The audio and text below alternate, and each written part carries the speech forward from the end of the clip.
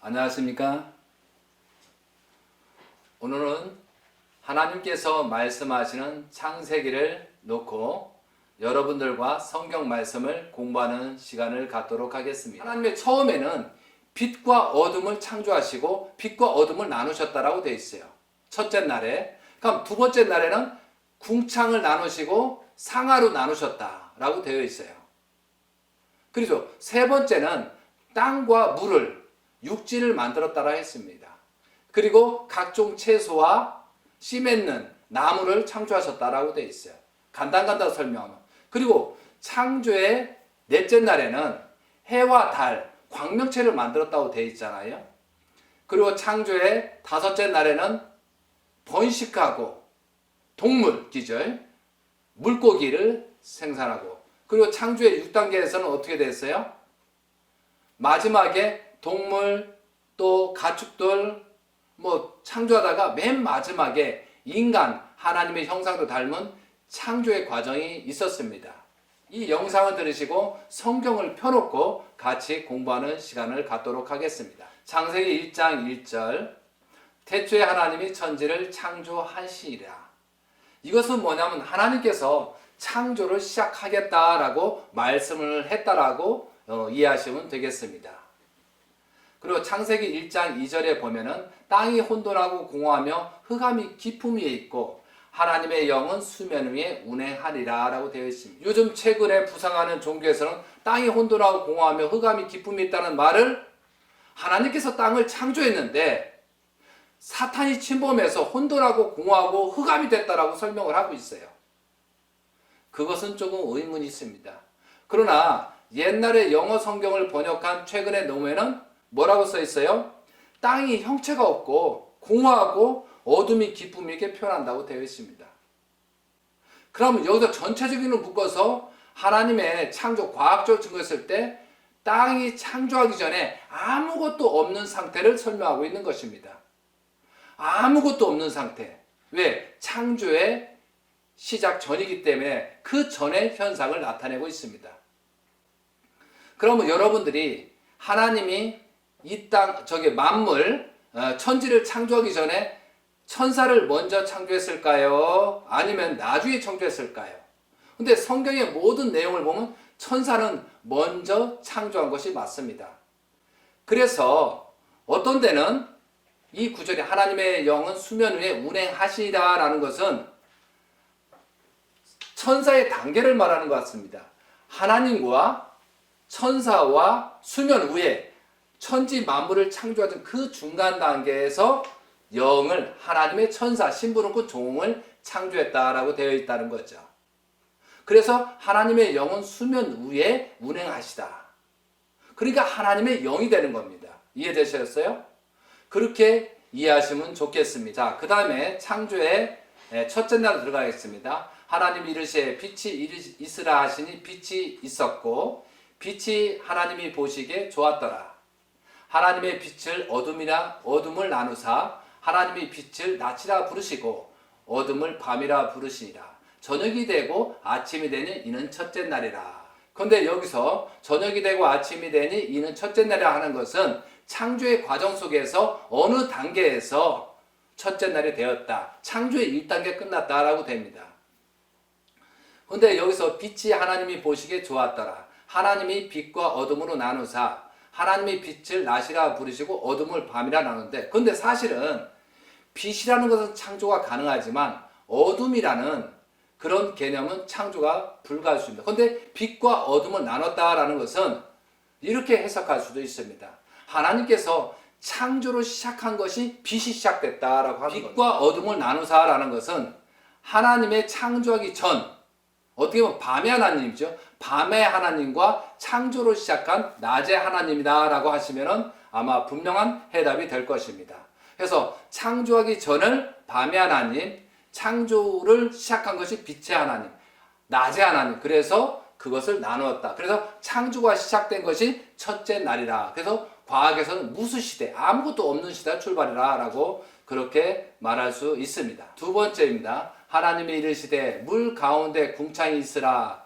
물과 물로 나누라 하시고 하나님이 궁창을 만드사 궁창 아래의 물과 궁창 위의 물로 나누게 하시니 그대로 되니라. 하나님의 궁창을 하늘이라 부르시니라. 저녁이 되고 아침이 되니 이는 둘째 날이라 라고 되어 있습니다. 여기에서 물 가운데 궁창이 있어요. 그런데 어느 궁창이 있는데 물을 두 개로 나눴다라고 합니다.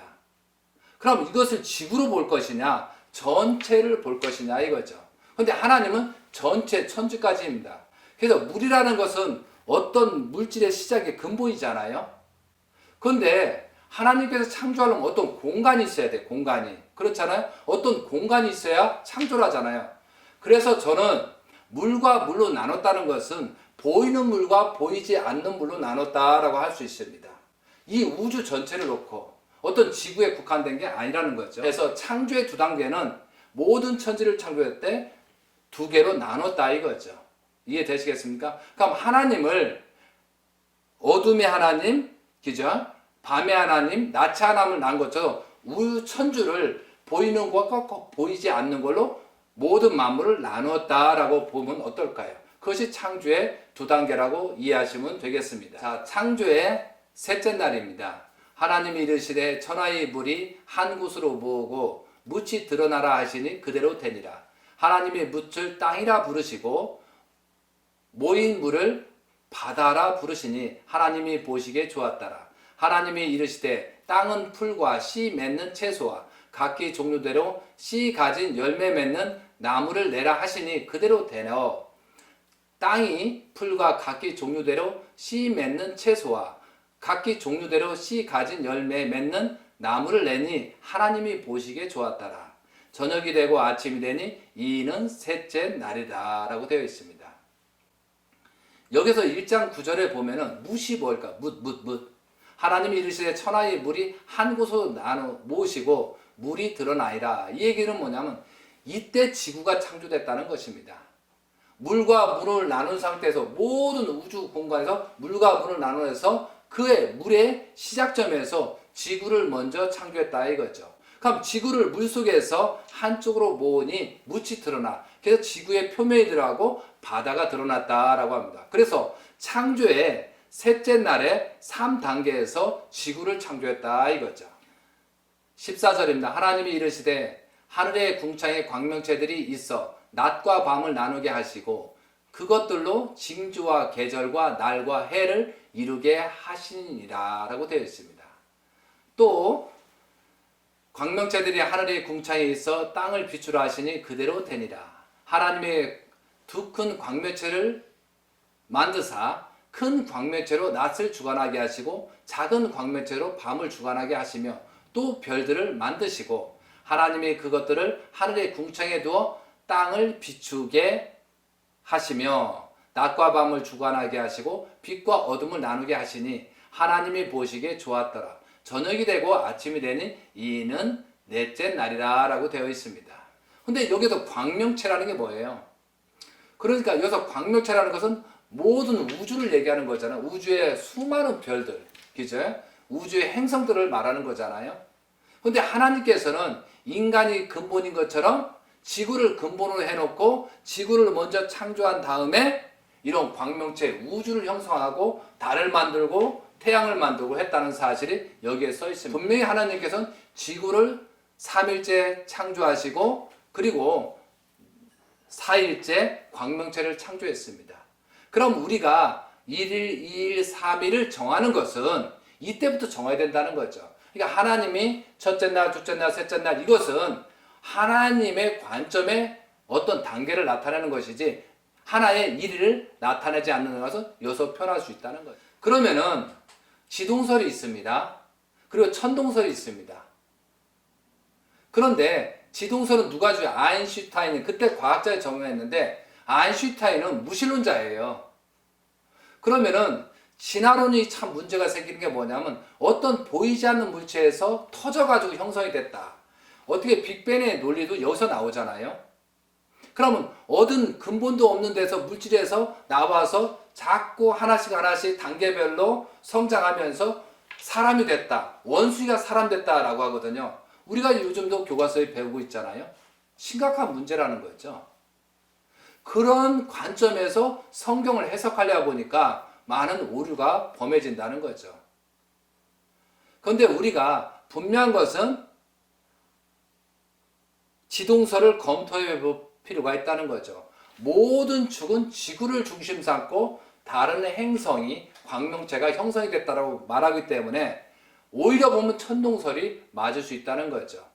그래서 하늘에서 계시를 받으신 분들은 지동설보다도 천동설이 맞다라고 주장을 합니다. 그런데 성경에서는 분명히 지구를 먼저 창조하시고 광명체, 별들, 우주를 창조했다라고 하기 때문에 그런 관점에서 그 목적성을 정확히 해서 과학자들이 연구해 주시면 보다 나은 가치를 드러낼 수 있지 않겠습니까? 그래서 여기에서는 큰 광명체는 태양을 얘기하는 거고 작은 광명체는 달을 얘기한다. 그래서 밤과 낮을 주관했다라고 되어 있습니다. 이것이 넷째 날이 되겠습니다. 그리고 모든 행성을 창조한 다음에 20절입니다. 하나님이 이르시되 물들은 생명을 번성하게 하라. 땅 위 하나님의 궁창에 새가 나르라 하시고 21장에 보면 하나님이 큰 짐승들과 물들에 번성하여 움직이는 모든 생물을 그 종류대로 날개에 있는 모든 새의 그 종류대로 창조하시니 하나님이 보시기에 좋았다라 됐습니다. 그런데 하나님의 창조가 물로 시작해서 그런지는 몰라도 하나님이 물속에서 큰 바다에서 물고기들을 생성하고 두 번째로 어떻게 보면은 기체죠. 기체. 모든 생물 기체, 새들을 만들었다라고 했습니다. 육지의 동물을 만든 게 아니고 바다의 짐승 또 하늘의 동물을 먼저 창조하셨다. 이것이 창조의 5단계 같습니다. 22절입니다. 하나님이 그들에게 복을 주시며 이르시되 생육하고 번성하여 여러 바닷물에 충만하라. 새들도 땅에 번성하라 하심에 저녁이 되고 아침이 되니 이는 다섯째 날이라 했다라고 되어 있습니다.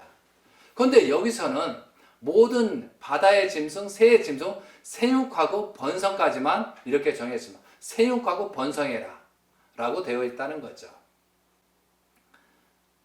그리고 여러분이 고대하시던 인간의 창조 과정을 보겠습니다. 24절입니다. 하나님이 이르시되 땅의 생물을 그 종류대로 내되 가축과 기는 것과 땅의 짐승을 종류대로 내라 하시니 그대로 되니라. 하나님이 땅의 짐승을 그 종류대로, 가축을 그 종류대로, 땅이 기는 모든 것을 그 종류대로 만드시니 하나님이 보시기에 좋았더라. 인간을 창조하기 전에 이제 육지에서 땅의 생물, 땅은 생물이라는데 뭐예요? 가축, 그 다음에 기는 것, 짐승을 그 종류대로 했다는 거죠. 그런데 진화론에서 이렇게 주장합니다. 보이지 않는 물질에서 어떤 생물이 시작되고 또 바다의 물질 고기가 되고 고기가 나와가지고 또 기는 것이 되고 개구리가 되고 뭐 박쥐가 되고 해가지고 또 고동단계로 돼가지고 그 진화를 해가지고 무슨 이런 동물이 되고 새가 되고 그리고 나서 마지막에 원숭이가 된 다음에 마지막에 인간이 됐다라고 합니다. 그 탐험을 하고 이 진화론을 주장하는 사람들이 화석을 발굴하거든요. 근데 화석을 발굴하는데 그 원숭이하고 사람의 그 사이, 그 지나는 과정에 화석들이 발견되지 않고 있다는 거죠. 그러면 그 단계만 원숭이가 또 그 밑에 초등동물에서 그 과정들의 단계에 화석들이 발견되지 않는다라고 지금 요즘 강사들이 많이 얘기하고 있습니다. 그러면 진화론이 맞다 하면 어떻게 보면 최소에부터 어떤 개구리서부터 사람이 될 수 있대. 왜 원숭이한테만 사람이 되느냐 이거죠. 이것도 모순점이잖아요. 그럼 진화가 됐다면 어떤 건 진화가 안 되고 어떤 건 되냐. 이건 큰 문제가 있다는 거죠. 그러니까 그 단계마다 하나님이 에너지 본체로서 에너지로서 그 속성을 그 동물과 모든 것이 다르게 만들었다는 거죠. 근데 창세기에서 보면은 모든 짐승을 다 만들고 최고의 고등동물을 만든 다음 이후에 인간을 창조했다라고 한 거죠. 왜? 인간을 하나님의 아들로 만들었기 때문에. 그리고 여선전 26절에 들어가 있습니다. 하나님이 이르시되 우리의 형상에 따라 우리의 모양대로 우리가 사람을 만들고 그들로 바다의 고기와 하늘의 새와 가축과 온 땅과 땅에 기는 모든 것을 다스리라 하자 하시고, 그리고 창세기 1장 20절에 하나님의 자기 형상고 하나님의 형상대로 사람을 창조하시되 남자와 여자를 창조하시고, 그리고 세육하고 번성하라라고 28장에 나오고 있습니다. 그리고 정복하라고 나오고 있습니다.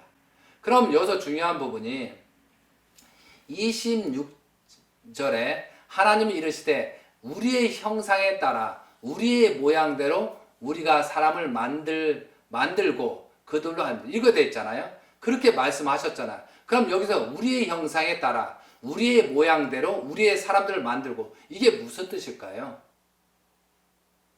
왜 여기서 우리란 말이 있을까요? 그럼 다른 사람이 있었다는 거예요? 아니잖아요. 이것은 무슨 뜻이냐면은 하나님의 모든 창조가 인간이 생활할 수 있는 목표처럼 하니까 모든 인간의 속성이 만물이고 동물이고 다 들어있다는 거죠. 그러면은 지구를 볼까요? 지구를 보면 이 표피가 있잖아요. 지표면이 있고, 그리고 지표에 이제 흙 있잖아요. 흙. 그리고 흙 속에 뭐가 있어요? 지하수라든가 뭐가 흐르고 있잖아요. 그리고 바위, 안반이 있습니다. 그리고 안반 속에 뭐가 있어? 암, 핵이 있지 않습니까? 불 같은 핵이. 그거와 마찬가지로 사람도 한번 보면은 사람의 그 피부를 보세요. 여기에 꼭 수풀처럼 털이 있지 않습니까? 그리고 이 피부가 있고요. 그럼 피부 속에 또 뭐냐면 지하수가 흐르듯이, 땅에 지하수가 흐르듯이 피를 통해서 이렇게 흐르고 있잖아요. 그리고 에너지를 공급하고 있고, 그리고 또 뼈가 있어요. 뼈가. 그죠? 어떤 지탱하기 위해서. 그럼 뼈 속에, 우리 머릿속에 뭐가 있어? 골수가 있잖아요. 그리고 지구는 대체적으로 70%가 물이었는데 사람도 70%의 온도가 물로 되어 있잖아요. 그러면 지구를 보면 5대양 6대륙이 있는데 사람은 5장 6보가 있어요. 너무나 밀접한 간격이 있잖아요. 그러면 모든 것은 성성은 물로서 흙으로 창조한 것은 사람도 흙에서 나왔다라고 성경의 뒤편에 있지 않습니까? 그럼 여기에서 우리의 형상에 따라 우리의 모양대라는 것은 또 여기서 천사하고 또 관련이 있습니다. 이해돼요? 지금 뭐냐면 하나님께서 말씀을 하시고 천사들이 이 만물을 종처럼 일을 해서 이런 창조 과정이다 이거죠. 그럼 여기 우리는 전체 그동안에 만든 것은 사람의 속성과 비슷하기 때문에 거기에 우리라는 내용이 있고, 우리의 형상에 따라는 것은 여기에 천사가 먼저 태어났음을 증거하는 말도 되고 있다는 거죠. 그러니까 우리라는 말은 어떠한 다른 사람이 있다는 것이 아니고, 사람이 없는 가운데 사람을 만드는 그 과정들이 똑같은 전철을 밟았다. 그래서 우리의 형상, 우리의 모양대로라고 말을 할 수 있다는 거죠. 이해되시겠습니까, 여러분? 뚝 떨어진 게 아니라는 거죠. 속성은 닮았다 이거죠. 자, 그래서 마지막에 6일째 마지막 단계에서 우리가 같이 한번 읽어볼까요? 창세기 1장 27절 하나님의 자기 형상고 하나님의 형상대로 사람을 창조하시되 남자와 여자를 창조하시고라고 되어 있다는 거죠.